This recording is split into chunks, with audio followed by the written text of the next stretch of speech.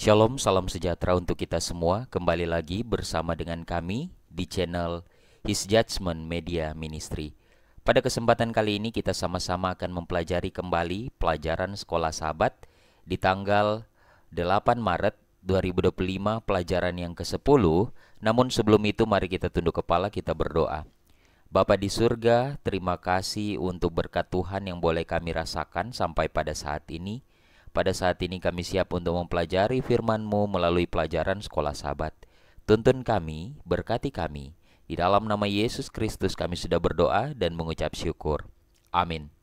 Judul pelajaran Sekolah Sabat kita pada saat ini adalah Aturan Main.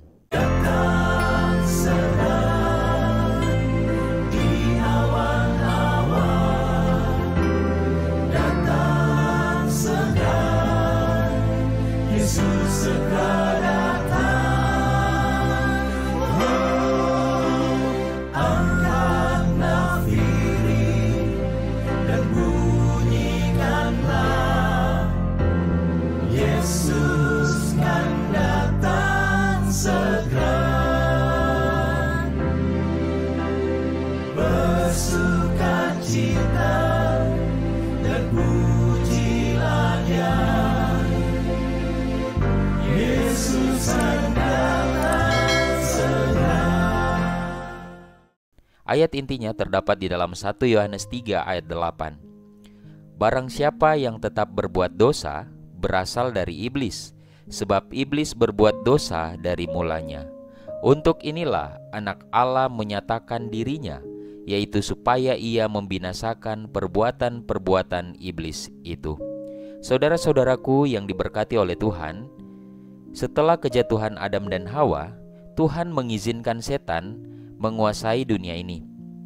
Tetapi dia memaksakan aturan-aturan dan batasan-batasan tertentu pada setan. Jadi, sejak kejatuhan Adam dan Hawa, Tuhan mengizinkan setan untuk dapat menguasai dunia ini. Namun, Tuhan memberikan aturan-aturan atau batasan-batasan tertentu kepada setan. Nah, meskipun kita tidak mengetahui banyak aturan konflik kosmik ini atau pertentangan besar ini, namun Tuhan memberi kita sejumlah pengetahuan tentang batasan-batasan yang dikenakan kepada kejahatan atau yang Dia berikan kepada kejahatan atau setan. Dia juga telah menyingkapkan kepada kita beberapa batasan yang telah Dia kenakan pada dirinya sendiri dalam konflik ini. Jadi dalam pertentangan besar ini, Tuhan memberikan batasan-batasan kepada setan, dan bahkan Tuhan sendiri memiliki batasan yang Dia akan gunakan pada dirinya di dalam pertentangan besar ini. Nah, apa saja aturan yang mengatur konflik pertentangan besar antara Kristus dan setan ini? Kita akan mempelajari beberapa bagian. Yang pertama, kita akan mempelajari tentang aturan dari pertentangan ini, di mana Allah ada di dunia ini. Kemudian ada batasan-batasan dalam pertentangan ini atau konflik ini, yaitu ada batas waktu, ada batasan fisik, dan ada senjata untuk melawan konflik ini. Nah, dalam pembahasan mengenai senjata konflik, ada pembatasan untuk kedua pihak dan ada senjata yang kita bisa gunakan. Mari kita lanjutkan pelajaran kita pada saat ini. Aturan konflik atau pertentangan besar ini. Allah ada di dunia ini. Dalam 2 Korintus 4 ayat 4, yaitu orang-orang yang tidak percaya, yang pikirannya telah dibutakan oleh ilah zaman ini, sehingga mereka tidak melihat cahaya Injil tentang kemuliaan Kristus yang adalah gambaran Allah. Saudara-saudaraku, sebelum datangnya agama Kristen, hampir seluruh dunia menyembah berhala. Namun, apa yang melatar belakangi penyembahan berhala-berhala ini? Di balik jajaran dewa-dewa Mesir, Kanaan, Romawi, dan Yunani, terdapat setan dan malaikat yang jatuh. Kita tahu bersama. Selain berhala-berhala yang disembah sebelum adanya kekristenan, terdapat setan dan malaikat yang jatuh, ya, dimana ketika mereka melawan Allah, mereka kalah, dan setan atau Lucifer menyeret sepertiga atau sebagian besar dari malaikat. Namun, mereka tidak puas disembah melalui berhala atau dewa-dewa yang palsu. Mereka berupaya keras untuk secara aktif mendominasi dunia ini dan para penghuninya. Jadi setan merasa tidak puas hanya disembah melalui berhala atau dewa-dewa palsu, ya, yang disembah pada zaman itu. Setan berusaha keras untuk supaya secara aktif dia boleh dapat mendominasi dunia ini dan semua yang tinggal di dalam dunia ini, termasuk kita. Ketika umat Allah ingin membangun kembali bait suci, terjadilah pertempuran untuk mempengaruhi pikiran Raja Kores dalam Daniel pasal 10 ayat 1-3. Setan atau pangeran kerajaan Persia berperang melawan Gabriel selama 3 minggu sampai ia menerima bantuan dari Yesus sendiri atau Mikael. Tuhan tidak menggunakan seluruh kuasanya untuk melawan setan. Ini yang perlu kita ketahui. Dia membiarkan musuh memiliki sejumlah kuasa di bumi ini, di planet ini. Kenapa? Karena Tuhan adalah kasih. Dan dia tidak menggunakan paksaan atau memaksa siapapun untuk menaatinya. Jadi Tuhan memberikan kesempatan. Dia tidak mau, bisa saja Tuhan menghukum setan secara langsung, membinasakannya pada saat itu. Tapi dia bukanlah Allah yang seperti itu. Dia Allah yang penuh kasih.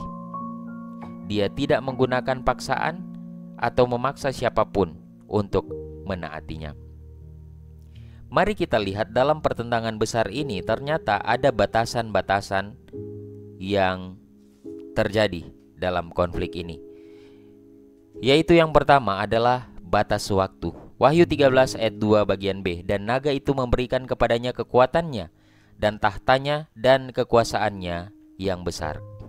Saudara-saudaraku, Alkitab menyatakan dengan jelas bahwa setan telah diberi wewenang atas dunia ini dalam Lukas pasal 4 ayat 6. Dan pada suatu ketika di dalam sejarah dunia ini, dia mengalihkan wewenang itu kepada suatu kekuatan politik keagamaan dalam Wahyu 13 ayat 1 sampai ayatnya yang kedua.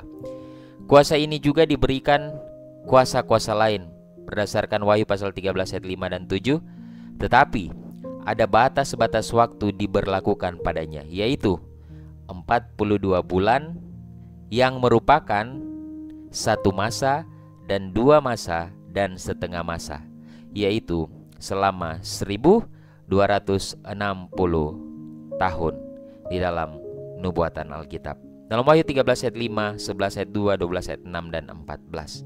Dan pada masa-masa inilah banyak orang yang mati karena kebenaran. Banyak orang yang rela menderita karena kebenaran. Ada banyak martir yang dihukum, dibakar hidup-hidup dan lain sebagainya. Itu dimulai dari tahun 538 sampai 1798. Kita bisa pelajari itu dalam nubuatan Alkitab. Setan sendiri juga diberi batas waktu. Meskipun batas waktu tersebut tidak diukur dalam tahun yang pasti. Karena Yesus menang di kayu salib, maka iblis memiliki waktu yang singkat. Saudara-saudaraku, sama halnya dengan kekuasaan yang ada pada zaman dahulu dalam sejarah dunia ini, mereka memiliki batas waktu. Begitu pula dengan setan. Setan diberikan batas waktu, dan itu kita tidak tahu pasti. Namun yang perlu kita pahami dan kita mengerti dan kita tanamkan dalam pikiran kita adalah Yesus menang di kayu salib. Jadi mau berapa lama pun setan diberikan waktu, berapa singkat pun setan diberikan waktu, yang pastinya Yesus telah menang di atas kayu salib. Yang terbaik dari semuanya, kita tahu bahwa Allah telah menetapkan waktu ketika setan dan para malaikatnya akan kehilangan semua kekuasaannya. Dan Tuhan katakan bahwa ada waktunya di mana setan akan dibinasakan selama-lamanya bersama dengan para pengikutnya. Itulah sebabnya saudara-saudaraku, kita harus tinggal di dalam Tuhan, menyerahkan sepenuhnya hidup kita kepada Tuhan, bergantung sepenuhnya kepada Tuhan, sehingga kita juga akan memperoleh kemenangan. Kemudian ada batasan fisik. Kita masuk pada satu kisah, di mana kisah mengenai Ayub, dan ini mungkin kita tahu semua. Ayub pasal 1 ayat 12. Maka firman Tuhan kepada iblis, "Nah, segala yang dipunyainya ada dalam kuasamu. Hanya janganlah engkau mengulurkan tanganmu terhadap dirinya." Kemudian pergilah iblis dari hadapan Tuhan. Kita tahu bersama dalam kitab Ayub membantu kita memahami batasan-batasan yang diterapkan Allah terhadap setan. Yaitu, dalam kisah ini, dalam suatu dewan makhluk surgawi, setan muncul di antara mereka dalam Ayub pasal 1 ayat 6-7. Nah, kemudian menghadapi tuduhan-tuduhan publik yang dibuat setan terhadap Tuhan, dia menunjukkan kasus Ayub. Jadi setan menuduh, Tuhan itu tidak adil, Tuhan itu begini dan lain sebagainya.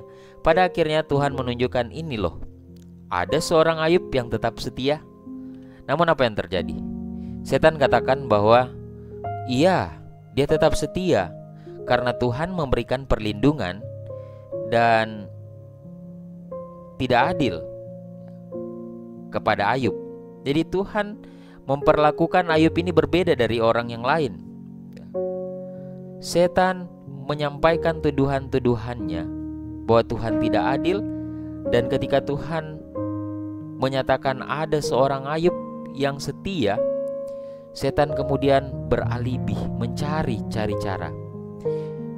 Pada akhirnya Tuhan mengizinkan setan menyerang harta milik Ayub dalam Ayub pasal 1 ayat 12. Tetapi Tuhan berikan batasan pada fisik, tapi tidak pada pribadi Ayub. Silahkan harta miliknya, silahkan apa yang engkau mau lakukan, silahkan, tapi tidak pada pribadinya. Namun Ayub tetap setia. Ini luar biasanya Ayub. Ayub tetap setia, dan setan berusaha lebih keras lagi untuk mempertahankan tuduhannya terhadap Tuhan bahwa Tuhan itu tidak adil sebenarnya. Tuhan menjaga Ayub dan lain sebagainya. Pada akhirnya Tuhan mengizinkan setan untuk menyakiti Ayub secara fisik, tapi tidak membunuhnya. Ketika setan kalah menyerang manusia dengan harta miliknya, dia bersikeras, dan Tuhan izinkan setan menyakiti Ayub secara fisik, tetapi tidak membunuhnya. Namun apa yang terjadi? Ayub tetap setia. Kita belajar banyak hal di sini. Seperti adanya aturan main dalam konflik kosmik, ada ukuran parameter di pengadilan surgawi yang dengannya tuduhan yang diajukan terhadap Tuhan sebenarnya dapat diselesaikan tanpa Tuhan harus melanggar prinsip-prinsip suci yang melekat dalam kasih, bukan? Dari kisah Ayub ini, kita boleh dapat belajar bahwa semua dalam kendali Tuhan. Apapun yang terjadi dalam kehidupan kita, jangan pernah kita mengeluh, jangan pernah kita menyalahkan Tuhan, karena kita hidup di dalam dunia yang terlibat pertentangan besar antara Kristus dan setan. Tugas kita hanyalah menyerahkan sepenuhnya hidup kita kepada Tuhan. Tuhan yang akan menolong, menuntun kita. Sekalipun mungkin setan menyerang kita melalui harta kita. Kita merasa, saya sudah setia tapi kok kehidupan saya, ekonomi saya seperti ini dan lain sebagainya. Tetap setia di dalam Tuhan. Ketika kita tetap setia, mungkin setan menyalahkan Tuhan. Tuhan melindungi mereka. Tuhan izinkan setan untuk menyakiti fisik kita. Kita sakit, padahal kita setia. Tetap kita harus percaya kepada Tuhan, bahwa Tuhan selalu ada bersama-sama dengan kita. Apa yang kita alami pada saat ini adalah bagian dari pertentangan besar. Dan itu kita harus sadari. Itulah sebabnya di dalam ayat Alkitab yang lain dikatakan bahwa lawan kita ini bukan manusia, bukan pemerintah, bukan orang-orang yang di sekitar kita, tapi lawan kita adalah roh-roh jahat di udara, setan. Dan siapa yang bisa mengalahkan dia? Hanya Yesus Kristus sendiri. Itulah sebabnya kita harus sepenuhnya menyerahkan hidup kita kepada Tuhan, dan Tuhan yang akan mengerjakan semuanya. Saudara-saudaraku, apa senjata dalam menghadapi konflik atau pertentangan besar ini? Ada pembatasan untuk kedua belah pihak. Yohanes 14 ayat 30. Tidak banyak lagi aku berkata-kata dengan kamu, sebab penguasa dunia ini datang dan ia tidak berkuasa sedikit pun atas diriku. Tuhan itu maha kuasa, tetapi setan tidak. Tuhan dapat memaksakan pembatasan kepada musuh, dan musuh tidak dapat memaksakan pembatasan kepada Tuhan, bukan? Akan tetapi, karena watak Tuhan sendiri, Dia telah membatasi tindakannya sendiri. Karena sifat Allah sendiri, tabiat Allah sendiri, yaitu kasih, sehingga Dia membatasi tindakannya sendiri tanpa mengurangi sedikit pun kekuatannya. Apa maksudnya? Salah satu fungsi Yesus ketika Dia menjadi manusia adalah untuk menghancurkan perbuatan-perbuatan iblis dalam 1 Yohanes 3:8. Jadi apa yang menghentikan Tuhan untuk menghancurkan pemberontakan saat ini? Tuhan memiliki batasan. Contoh, karena Dia memberikan kehendak bebas dan aturan-aturan lain yang mencegah Dia memberantas kejahatan dari dunia ini, yang dapat menyebabkan orang mempertanyakan keberadaan atau kebaikan Tuhan, bukan? Ketika ada orang yang jahat, contoh, ketika manusia jatuh ke dalam dosa, Tuhan memiliki batasan. Apa batasannya? Dia tidak langsung menghukum mati manusia, karena Dia memiliki kasih. Ketika Hawa akan dicobai, Dia izinkan itu terjadi, namun pilihan ada kepada manusia, dan Dia tidak bisa mencegah itu. Karena itulah batasan yang Dia berikan, kehendak bebas untuk memilih. Sama halnya kita, saudara-saudaraku. Tuhan bisa membuat segala sesuatu, tetapi pilihan ada di tangan kita. Kalau kita mau mengikuti Dia, maka tindakan Tuhan akan berjalan sesuai dengan kehendak-Nya. Tapi kalau kita memilih untuk tidak mengikuti dan mendengarkannya, sebaliknya akan sia-sia. Namun saudara-saudaraku, dinubuatkan bahwa akan ada suatu masa dalam sejarah dunia ini, dan itu akan segera terjadi, ketika semua orang akan mengambil bagian dalam konflik atau pertentangan ini, dalam Wahyu 22 ayat 11. Kemudian Allah akan bebas bertindak untuk menghancurkan kejahatan sepenuhnya. Kejahatan tidak akan berlangsung selama-lamanya. Apa maksudnya? Akan ada satu waktu, satu masa dalam sejarah dunia ini bahwa mereka yang terus memilih untuk hidup dalam kejahatan akan terus berbuat jahat. Mereka yang mau memilih untuk tinggal di dalam Tuhan akan diselamatkan. Dan di saat waktu ini terjadi, maka kejahatan akan dibinasakan, dimusnahkan, baik setan dan para pengikut-pengikutnya selama-lamanya. Saudara-saudaraku, saat ini pilihan ada di tangan kita, memilih Tuhan atau memilih kejahatan. ketika kita mau kembali kepada Tuhan, Tuhan membuka tangannya menerima kita.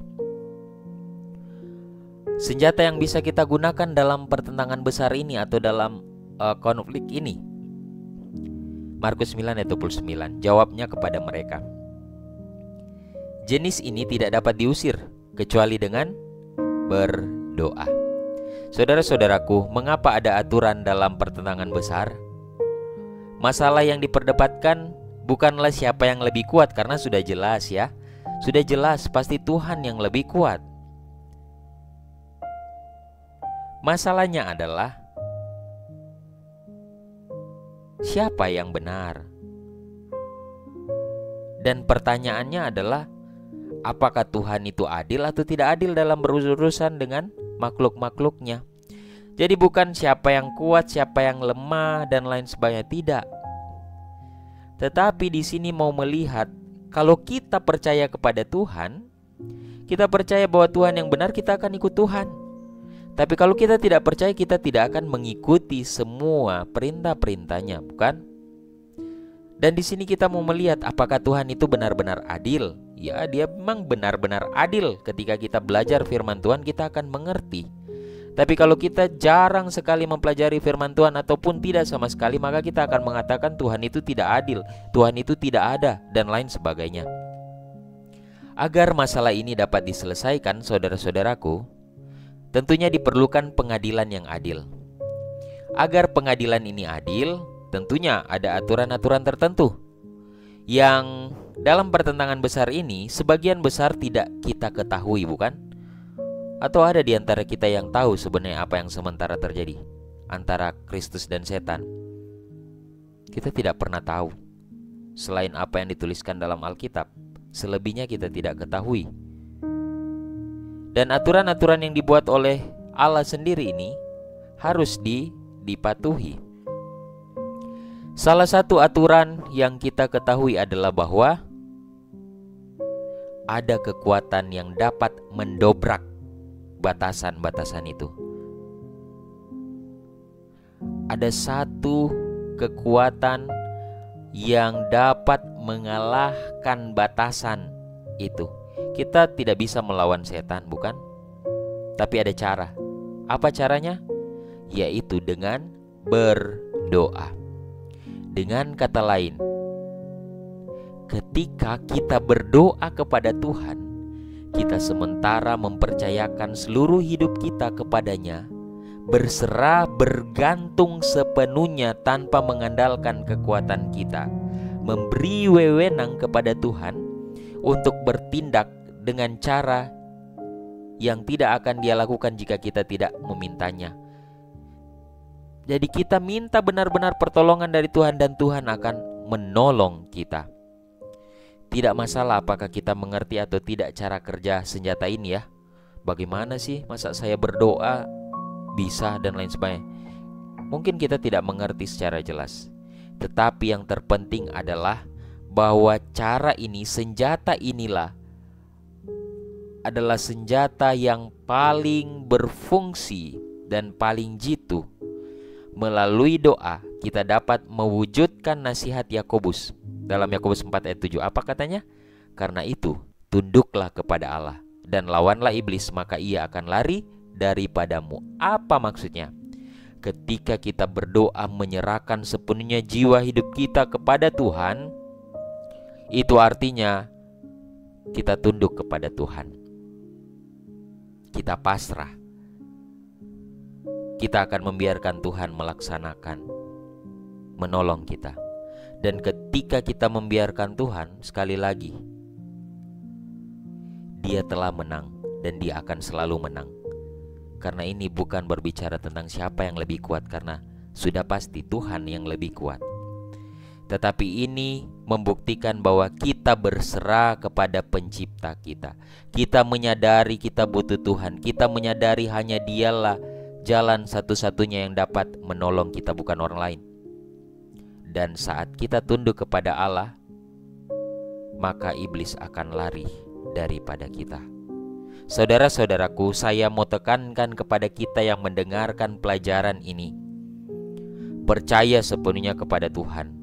Jika saat ini Anda merasakan hal-hal yang mungkin tidak seharusnya terjadi dalam kehidupan kita, Anda merasa susah, Anda merasa gelisah, Anda merasa sakit, Anda merasa kecewa, Anda merasa dihianati, ingat, berdoa kepada Tuhan, serahkan semuanya kepada Tuhan. Dia yang akan menolong kita. Sebagai kutipan yang terakhir, musuh tidak dapat mengalahkan orang yang rendah hati yang belajar tentang Kristus. Luar biasa. Orang yang berjalan dengan penuh doa di hadapan Tuhan. Kristus menempatkan dirinya sebagai tempat berlindung dari serangan si jahat. Saudara-saudaraku, setan tidak dapat mengalahkan orang yang rendah hati, yang belajar tentang Kristus, dan yang berjalan dengan penuh doa di hadapan Tuhan. Kenapa seperti itu? Kenapa setan tidak dapat mengalahkan orang yang seperti itu? Karena dia ada di dalam Kristus, dan setan tidak dapat mengalahkan Kristus. Yesus Kristus sebagai tempat perlindungan.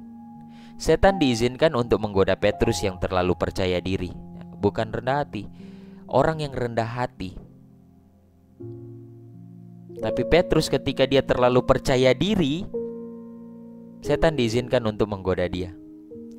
Seperti ia diizinkan untuk menggoda Ayub.